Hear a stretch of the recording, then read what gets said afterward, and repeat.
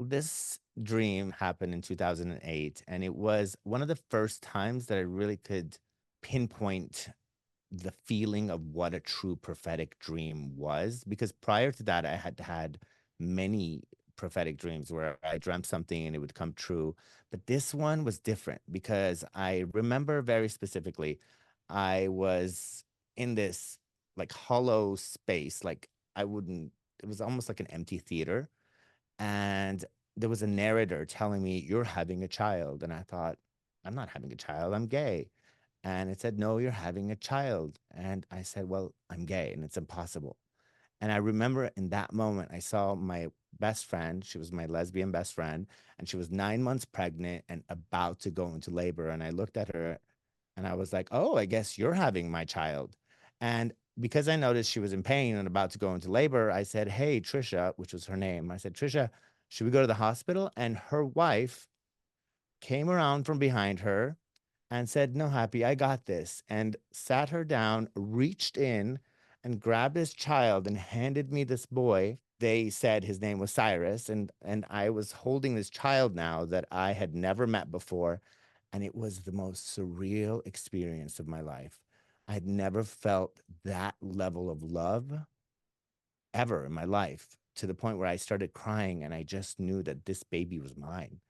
And I remember I woke up, my eyes were still wet, and I had to wait till morning because it was in the middle of the night to call Trisha and say, "Hey, Trisha, we had a baby and it's a boy and his name is Cyrus." And she said, "Well, we were thinking about having a baby, but definitely not with anyone I know. And I don't like the name Cyrus anyway." And neither did I. I had no, like, I didn't really like the name. And then about 6 months later, they came to me and they said, "Hey, we're thinking about having a kid. What do you think about you being the father?" And that led me on a series of events that not only led to the birth of my son, which we called Sky, but also I adopted their daughter, which was my goddaughter at the time, Faith, who just turned 18 now. And it really solidified my prophetic dreaming and other people's belief in my ability to see the future. And it went on and it just got more and more and more. And about 4 years later, I had a dream that two people died. And it was my dad and my best friend in that dream. And I remember telling my best friend, Trisha, two people are going to die. And I remember the dream so vividly. And she was like, "You and your dreams, Happy." And I have that text to prove it because I always like to text my dreams because there's proof. And 2 months later, my son, Sky, and my best friend, Trisha, died. And that was the most, I don't know, I can't even tell you how that felt. But I do know that having that dream really did help me understand that it wasn't the car accident that killed my child, and that it was something that was already in the works.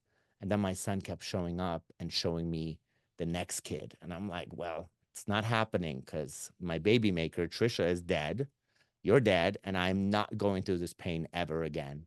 And he kept showing me my son, and he had curly hair, and he was like, "You're gonna love him, you're gonna love him." And then I just decided to listen to my gut, and now I have my twins, Cyrus and Dario, which eventually Cyrus did make it out, the name. And now the life that I live is a direct result of the dream that I had in 2008 and the subsequent dreams that I had since. And I don't think that I would have been this happy, and my life would have so much meaning had I not followed what my heart was telling me. Oh, that's beautiful. And how did your twins come into your life? Well, the only option was to have a surrogate and a donor, but that was going to cost me 100 grand minimum. And at the time, I was a UCLA psychology student and was making about $19,000 a year. So the idea of having $100,000 was just, it seemed impossible. But I'm a master manifester, have always been since when I was a kid, when I thought it was just called magic. And the dreams just were very persuasive. And I remember I found a, a donor and I found a surrogacy company in Mexico, and they said, "You can't pay with a credit card. You have to pay everything up front in cash." And I thought, oh, well, I don't have that money. I'm not going to do it. And then my son showed up in my dream again and showed me the kids again. Well, he would show me the curly haired kid and a straight haired kid, which I assumed was him. But now I've come to realize that it was the twins. And I decided to just sign the papers without knowing where the money was going to come from. And then the money just showed up. Like I couldn't even tell you how many streams of income just showed up out of the blue and brought in the money. And then the children came about a year later. And then the streams of income just went away. And it was amazing. It was like a miracle. And I still feel like I live a miraculous life.